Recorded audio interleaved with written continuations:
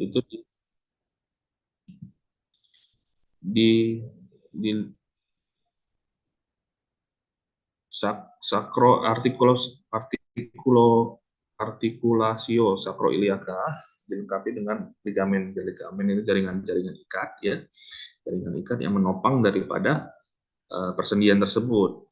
Terdiri dari ligamentum sakroiliaka posterior yang berfungsi menahan gerakan sakrum, ya, gerakan sakrum ke bawah dan ke atas, gerakan ke arah medial dan ilium. Jadi ya, jaringan ikat ini berfungsi untuk menjaga persendian daripada sakroiliaka posterior. Yang kedua adalah ligamentum aksesoris ligamentum ini yang menyangga sacrospinosus dan sacrotubus yang menghubungkan sakrum dengan ischium. Ya, ini ya, sacrotubus namanya ya. Ya, sacrotubus ini dia membentuk ligamentum itu untuk sacrotubus menghubungkan sakrum dan ischium.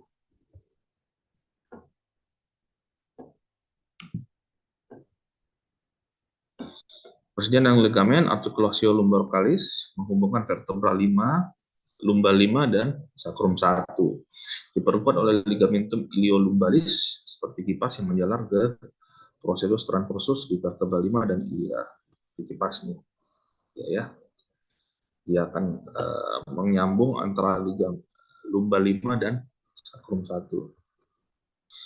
Articulatio sacrococcygeae menghubungkan sakrum dan koksigi. Diperkuat oleh ligamentum sacrococcygenum anterior dan posterior. Ini adalah ligamentum yang membentuk daripada otot dasar panggul. Ya. Kemudian ada arteri, ya, arteri pada pelvis. Arteri pelvis ini adalah arteri iliaca communis, ya, arteri yang terbesar dari percabangan arteri abdominalis. Ya. Arteri iliaca communis ini menjadi percabangan, ya, mencabang menjadi arteri iliaca externa yang akan menjalar ke femur. Kemudian ini ada arteri iliaca interna yang bercabang menjadi arteri uterus dan arteri-arteri lainnya di dalam uterus, ya. Jadi percabangannya adalah menuju ke arteri iliaca menuju ke femur dan arteri iliaca interna menuju ke uterus yang mempersarapi dan memperaliri darah ke rahim uterus. Tapi pusatnya ini adalah arteri iliaca communis yang bersumber dari aorta abdominalis, ya. Ini adalah cabang-cabang arteri, cabang-cabang trunk anterior itu adalah arteri obturatorius, umbilicus, vesica inferior. Percabangan-percabangan ini ya akan mencabang-cabang jadi bercabang-cabang dari interna akan bercabang menjadi perdarahan ke bagian bawah ya, inferior, kemudian ada interna dan arteri uterin yang dokter tadi bilang, kemudian glutealis inferior dan vaginalis. Ini akan bercabang-cabang ya. Kalau yang interna, kalau yang eksterna akan terus ke bagian femur. Cabang trans posterior, gluteus superior, iliculumbar dan sacrolateralis. Ini bagian depan, ini bagian belakang ya percabangannya ya. Dari interna ini bercabang bagian ke depan dan bagian ke belakang. Ini perbedaan pelvis antara pria dan wanita ya.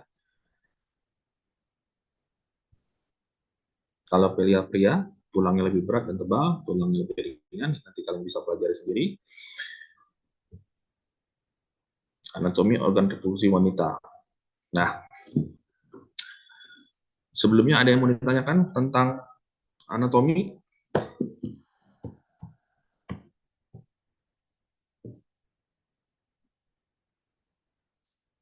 Halo? Ada yang mau ditanyakan tentang anatomi? Masih aman dong. Oke, kita masuk ke anatomi organ reproduksi wanita ya. Nah, anatomi genitalia eksternal, ya. Jadi anatomi wanita, ya, anatomi reproduksi genitalia pada wanita itu dibagi dua, ya. Ada yang genitalia eksternal, ada yang genitalia internal, ya. Genitalia eksternal itu terdiri dari mons pubis, labia mayora, dan labia minora. Kemudian bulbus vestibulum, glandula vestibulus mayor, dan glandula vestibulus minor. Kemudian ada organ namanya klitoris, dan ada organ namanya vestibulum. Ya, ini yang membentuk suatu rangkaian genitalia eksternal atau genitalia luar. Ya. Labia minora adalah lipatan kulit yang menonjol yang berguna untuk melindungi orificium vagina dan uretra. Jadi ini adalah labia mayor. Jadi labia mayor itu adalah uh, lipatan kulit yang menonjol yang berguna sebagai untuk pelindung dari vagina dan orificium uretra. Jadi dia seperti tirai, ya, seperti tirai. Dia menutup dan membuka. Nah, kalau pada keadaan dia dalam keadaan tenang, dalam keadaan normal, labia minora ini akan menutup rongga vagina dan orificium uretra tersebut. Jadi tertutup, jadi dia tertutup. Nah, pada waktu-waktu keadaan-keadaan tertentu, misalnya wanita dapat sentuhan atau dapat ini, dia akan terbuka. Tapi dalam keadaan normal, dia akan tertutup. Labia minora merupakan lipatan kulit yang bebas lemak dan tidak berambut. Jadi ini ada labia minoranya. Labia minora, ya, di dalam, ya, di dalam ini. Ini labia minora, ini labia mayora. Nah, labia minora ini adalah bagian yang juga menutupi bagian vagina. Tapi kalau ini labia minora adalah bagian yang menutupi secara keseluruhan, baik dia orificium ureter atau dia orificium vagina. Tapi kalau labia minora hanya untuk menutupi bagian daripada vagina, ya. Masing-masing labia mayora ini, masing-masing labium majus memiliki lapisan lemak subkutan dan mengandung otot paus dan ligamen terus, ya. Mons pubis dikelilingi oleh lapisan lemak. Nah, ini mons pubis namanya puncak, ya, puncak yang kita namakan mons pubis, seperti gunung, ya. Dikelilingi oleh lapisan lemak sebelah anterior simfisis pubis dan tuberculum pubicum dan rami pubis superior. Jumlah lemak pada mons pubis meningkat saat pubertas dan menurun saat menopause. Jadi dia menebal pada waktu pubertas sehingga membentuk puncak seperti gundukan, seperti gunung, ya, ya. Nah, ini ada klitoris, ya, klitoris, ya. Klitoris adalah organ erektil yang ada di pertemuan labia minora dan labia minora sebelah anterior. Jadi ini ada bagian labia minora, ya, labia minora.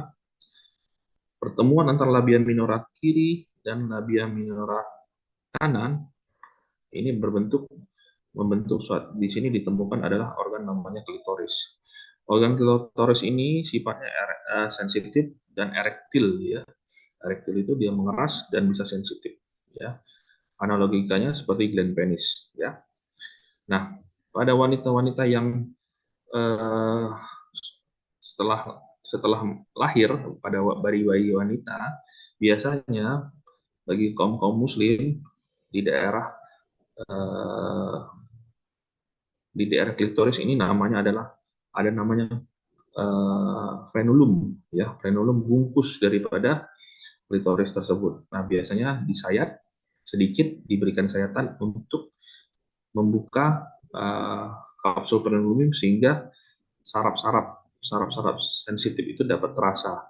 Itu untuk meningkatkan sensasi saraf bagi orang-orang yang sudah dewasa. Tapi untuk ke depan sekarang sudah mulai ditinggalkan karena tidak tidak ada perbedaan dan juga bisa menyebabkan apa namanya, kalau dia dengan penataan yang salah itu menyebabkan kehilangan rasa sensorik, rasa sensitif pada wanita, sehingga sudah mulai ditinggalkan. Ya, vestibulus suatu ruangan dikelilingi oleh vestibula adalah suatu ruangan yang dikelilingi oleh labia mayora. Ya, vestibula ini adalah ruangan vestibula. Ya. Vestibula ini adalah dikelilingi oleh labia minora. Ini ruangan terdiri dari orifisium uretra, vagina, dan ductus glandula, vestibula mayor dan minor. Jadi ini adalah ruangannya ya. Ruangannya terdiri dari uretra, ya, uretra di bawah ini. Kemudian ada vagina dan ductus glandula, ya. Ductus glandula dan vestibularis mayor dan minor, ya. Glandula vestibularis mayor itu terdiri dari atau namanya Bartoni glands, ada yang di masing-masing sisi vestibulum di sebelah posterior orifice vagina. Jadi ini nih lubang apa namanya Bartoli ini. Jadi kelenjar Bartoli. Nah, kelenjar ini fungsinya untuk mensekresi mukus yang terjadi ke dalam vestibulum saat terjadinya rangsangan seksual. Jadi dia tugasnya ini kelenjar ini menghasilkan cairan yang membasahi daerah kewanitaan, ya, sehingga daerah kewanitaan ini senantiasa basah, ya, karena kalau dia kering, lapisan vagina dan lapisan labia ini sifatnya kan seperti lapisan mukosa. Kalau dia tidak basah, dia akan terjadi iritasi. Nah, biasanya ini cairan ini akan meningkat pada saat terjadinya rangsangan seksual. Ya. Ini tadi kelenjar ini menghasilkan mukus yang berguna untuk melembabkan labia dan vestibulum.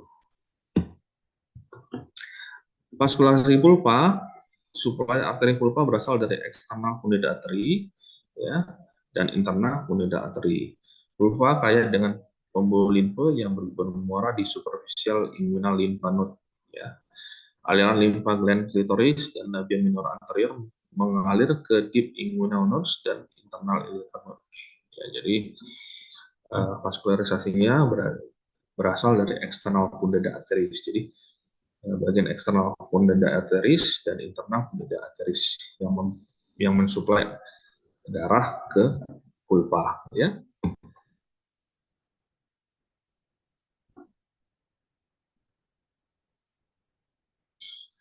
Inervasi pulpa, aspek arteria pulpa disuplai oleh nervus labia anterior yang berasal dari ilioinguinal nerves dan cabang genitalia nerves genitofemoralis. Jadi ini adalah inervasi pulpa, ya. Aspektus posterior mendapatkan darah dari cabang perineal nervus cutaneus dan posterior dan nervus pundadalis. Nervus pundadalis adalah saraf utama dari perineum. Jadi nervus pundadal adalah saraf utama dari perineum, ya. Nah, ini adalah anatomi genitalia interna. Genitalia interna itu, ya, perbatasannya adalah vagina. Ya, jadi vagina keluar dan vagina ke dalam itu adalah batas daripada genitalia interna dan genitalia eksterna.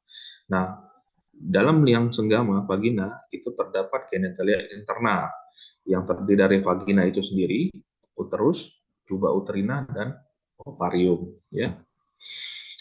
Vagina di anterior dibentuk oleh fundus vesika urina dan uretra. Di lateral ada yang membentuknya adalah levator ani, visceral, pelvic fascia, dan uterus. Di bagian posterior ada bagian anal kanal, ya, liang kanal, analnya, rectum, dan uterine pouch. Jadi ada rongga yang di antara bagian posterior belakang dari uterus dan bagian dari recto. Recto itu ada bagian belakang, itu adalah anus, ya. Merupakan suatu bentuk tabung muskulomembranosus. Jadi bentuk vagina ini sorong, ya, yang terdiri muskulomembranosus, memanjang dari bagian servikal, dari serviks sampai ke bagian vestibulum. Vestibulum tadi, ya, bagian dari vagina, kemudian bagian daripada ureter, ya. Vestibulum celah antara labia minora ke arah terbukanya vagina dan uretra yang tadi dokter bilang. Pangkal vagina bagian superior mengelilingi bagian cervical dan dari uterus. Jadi pangkal vagina bagian superior mengelilingi bagian cervical dari uterus. Ya, ini superior, ya, mengelilingi dari cervical daripada uterus.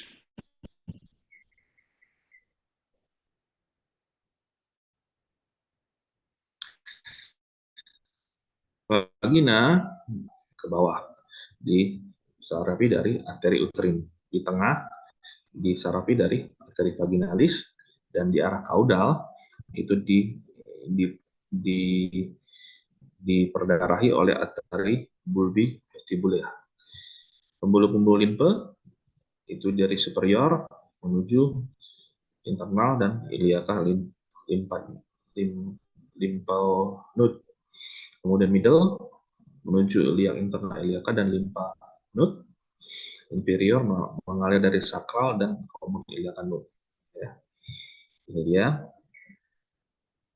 External orifice menuju superficial inguinal dan limpa node. Vena-vena ada plexus venus vaginalis, plexus venus uterina, dan plexus venus vesical. Inversi adalah plexus, ya, persalapannya plexus nervus dan uterovaginalis. Uterus merupakan organ muskular yang berongga, berdinding tebal, dan berbentuk seperti buah pir. Jadi dia berbentuk seperti buah pir. Terletak di antara pelvis bagian bawah. Jadi di bagian bawah pelvis, di rongga pelvis bagian bawah terdapat uterus. Ukuran uterus pada wanita nulipara itu panjangnya sekitar 7,5 cm, lebar 5 cm. Beratnya antara 30 sampai 40 gram. Uterus terbagi dari dinding bagian badan uterus terdiri dari 3 lapis, ya. Uterus itu terdiri dari 3 lapis pembentuk uterus. Pertama, dindingnya itu lapisannya perimetrium, lapisan serosa bagian luar. Kemudian myometrium itu lapisan otot, ya. Kemudian endometrium lapisan mukosa bagian dalam. Uterus dibedakan menjadi 2 bagian, yaitu korpus bagian dari badan dan serviks bagian dari leher. Bagian dari bawah, ya, bawah berbentuk silindris, sempit, dan dibagi menjadi 2, supravaginal dan ismus dan vaginal. Nah, kalau ismus ini namanya bagian leher vagina, terbentuk nanti pada waktu si seorang wanita sudah mengalami proses kehamilan, ya. Nah, tapi secara umum sebelum seorang ibu hamil, dia cuma hanya ada bentuk korpus dan bentuk serviks. Tapi setelah beriring dengan proses kehamilan nanti terbentuk ada ismus namanya leher rahim, ya, pada saat ibunya hamil. Terus ini vaskularisasinya, ya, vaskularisasinya nanti kalian bisa baca sendiri. Kemudian tuba uterina adalah saluran telur. Nah, tuba uterina itu ada saluran telur namanya tuba uteri. Nah, tuba uterina ini ada tiga membagi salurannya ada 3. Salah satunya adalah saluran ini namanya fimbre, bagian daripada seperti umbai, ya, seperti umbai-umbai seperti apa namanya, fimbre itu seperti tangan-tangan kayak tangan-tangan gurita gitu, ya. Itu fimbre namanya. Ini untuk fungsinya untuk menangkap sel telur dari sel ovarium yang sudah matang. Kemudian ini adalah bagian infundibulum, ini ada bagian ampula, dan ada bagian ismus, bagian tersempit, ya. Nah, infundibulum, ujung lateral tuba menyerupai trompet, jadi seperti trompet, ya, bentuknya seperti corong. Di pinggirnya menyerupai jari-jari atau fimbre. Nah, ini jari-jari yang gunanya untuk menangkap sel telur. Nah, fimbre ini tugasnya menangkap sel telur dan memasukkan sel telur itu ke dalam corong infundibulum ini. Kemudian dengan silia akan digerakkan sampai ke bagian terus. Ampula bagian terpanjang dan terlebar dari dinding dan relatif tipis. Jadi ampula ini bagian terpanjang, ini saluran dari tuba tersebut. Bagian ismus ini bagian terpendek dan sempit. Dindingnya biasa tebal dan lebih tebal daripada ampula. Jadi dia tebal tapi dia sempit. Ini bagian daripada tuba uterinya. Tuba uteri ya divaskularisasi oleh arteri tuba, arteri kanan dan tubalis ovarika. Karena sesuai perjalanan arterinya, inversi dari plexus ovaricus dan plexus hypogastricus inferior. Kemudian limfe mengikuti arteri menuju limfa node lumbalis atau aorticus, kadang juga ke bawah menuju limfa node iliaca interna. Ya, saluran telur yang keluar dari korpus rahim ke kanan dan kiri panjangnya kurang lebih 12 plus minus 1 cm dan diameter 3 sampai 8 mm. Berfungsi membawa ovum dari ovarium dari ovarium ke kapum uteri dan mengalirkan sperma, ya, tempat fertilisasi. Jadi tuba itu tempat bertemunya antara ovarium dan sperma. Jadi tempat fertilisasi terjadi pada daerah tuba, ya. Ovarium ini berbentuk oval seperti kacang, ukurannya 4 kali 2 kali 1, terletak pada dinding lateral pelvis di dalam suatu lekuk yang disebut fossa ovarica.